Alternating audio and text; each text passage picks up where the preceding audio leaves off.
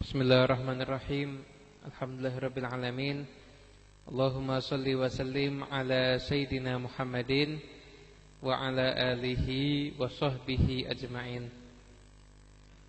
Hadirin bapak-bapak dan ibu-ibu yang dimuliakan Allah, alhamdulillah, mudah-mudahan kisah-kisah yang kita dengar tadi bukan hanya jadi sekedar tambahan ilmu pengetahuan, tapi juga jadi tambahan amal untuk kita semuanya. Mudah-mudahan sepulang dari tempat ini, enggak usah nunggu pulang, mulai dari sekarang kita jadi orang yang sungguh-sungguh dan penuh semangat. Dikatakan oleh ulama, al-himmah ismullahil a'zam.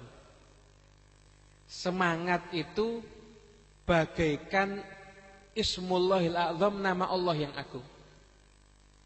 Ismullahil a'zam itu adalah nama-nama Allah yang agung, yang hanya dititipkan kepada manusia kekasih Allah, enggak semuanya.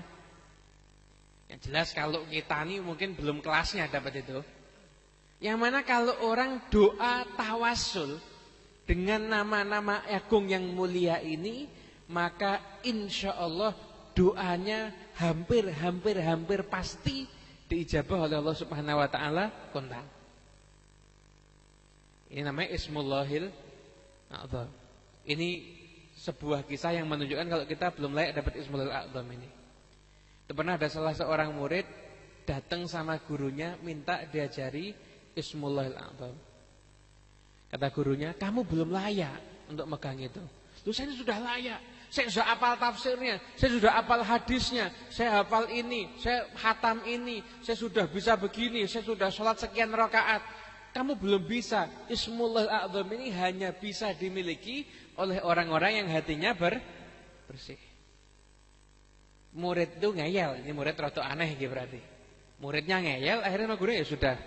Kamu sekarang ke pasar, lihat ada peristiwa apa di pasar, nanti ceritakan sama saya.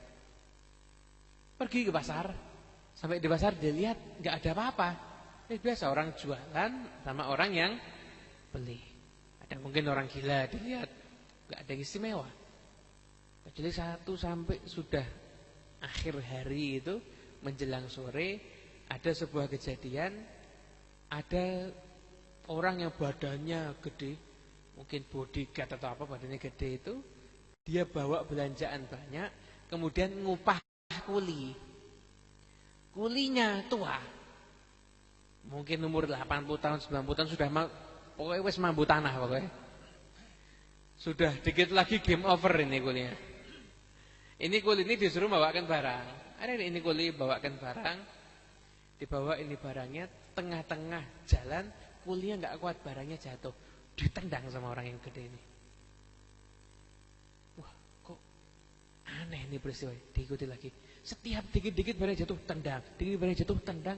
Yang lebih hebatnya lagi, sampai di rumahnya orang yang katanya bodyguard yang badannya gede tadi itu, ternyata barang bawanya langsung dibawa masuk. Kuli yang tua yang dari tadi ditendangi enggak dibayar sama sekali. Kemudian kuli ini pulang, murid ini pulang lapor sama gurunya, enggak ada yang istimewa kecuali cuma satu cerita antara kuli sama di orang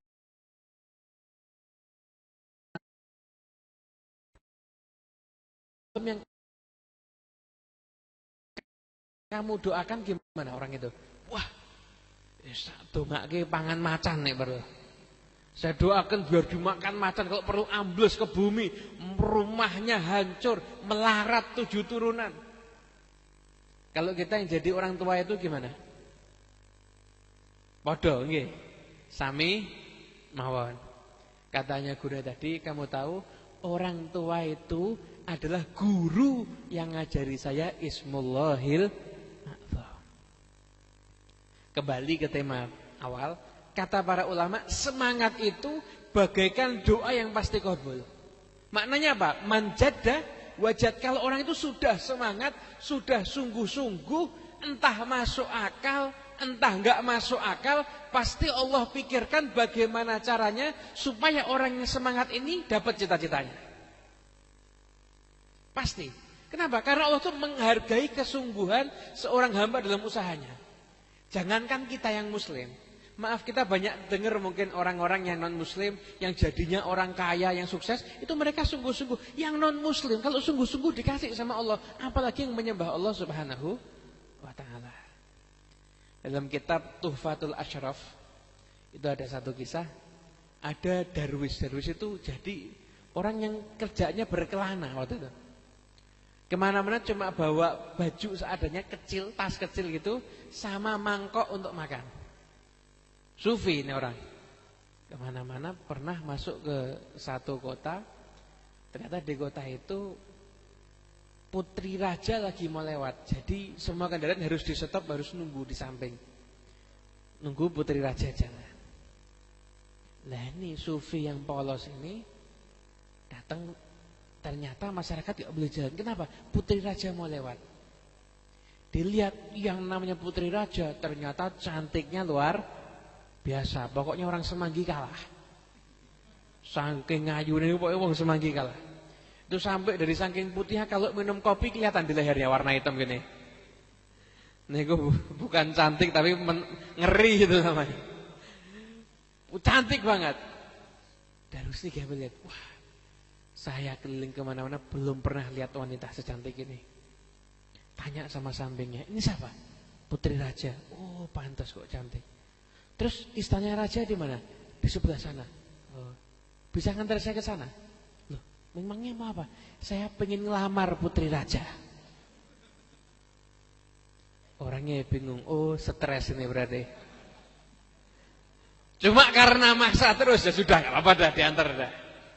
Diantar sampai ke tempat raja, ketemu sama satpam, tanya sama satpam, mau ngapain? Mau ketemu raja. Loh, ada perlu apa? Mau ngelamar putri raja. Satpamnya yang batin, oh, stres berarti. Sudah, tapi sudah karena masa terus biar.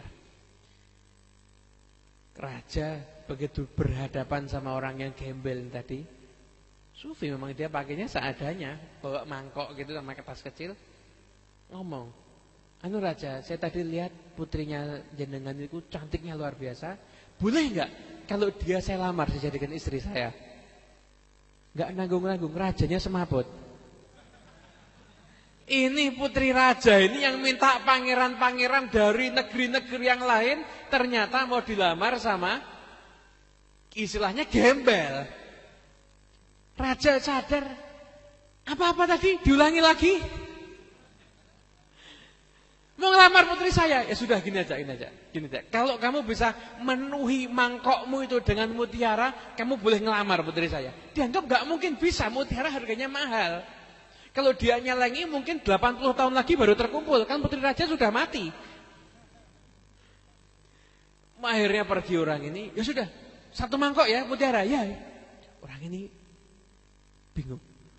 Kalau cari ke toko gak ada yang bisa dijual. Apa yang mau dijual? Harga diri dijual yang gak laku.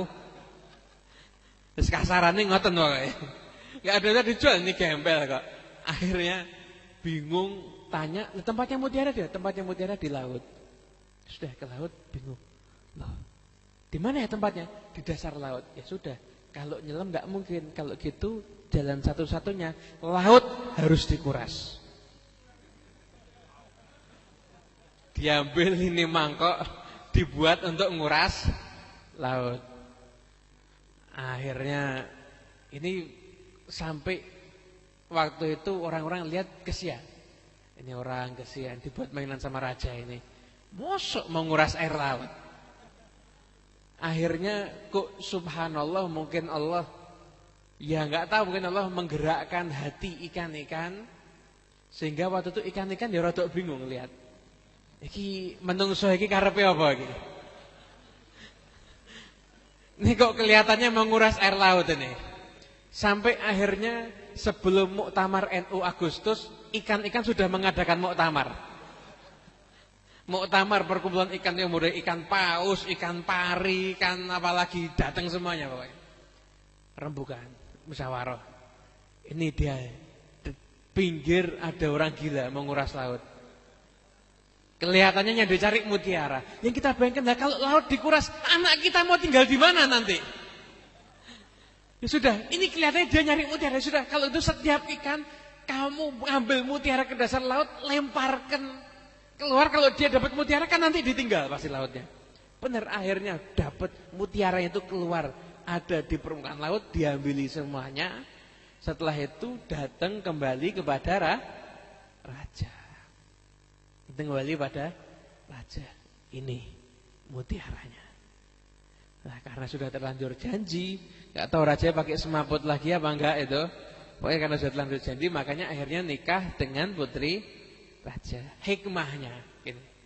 Nguras laut itu kan sesuatu yang hampir-hampir dikatakan mustahil.